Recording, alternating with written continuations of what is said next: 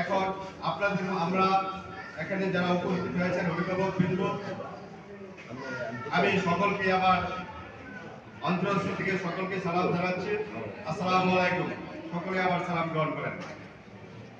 আমি এখানে আসার আগে আমার শরীরে একটু রাগ ছিল, রাগটা যেদিকে ছিল এখন এখানে বসার পরে রাগটা কিন্তু অন্য দিকে চলে গেছে।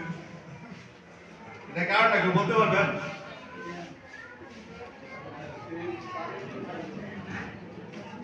আমরা বাস্তব যশোরের মানুষ, কোথাও থেকে গেলে মুখে কথা বলে এর মতো বই বলতে এখানে বসার পরে কোন অভিভাবক কথা বলতে দিতেছে না। একজন অভিভাবক আপনি যদি কথা বলতে না পারেন, আপনার সন্তান তো কথা বলতে পারবে, আপনার সন্তান কিন্তু কোথাও যে কথা বলতে পারবে না। আমরা প্রথম শিক্ষা পরিবার থেকে পাই, মা বাবা ভাই বোন থেকে আমরা শিক্ষা গ্রহণ করি।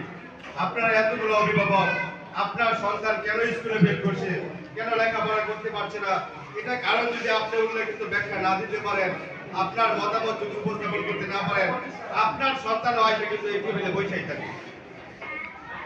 কথাটা বাইরে করেন না, আপনার সন্তানও কিন্তু আপনারা এসে বসেই থাকে।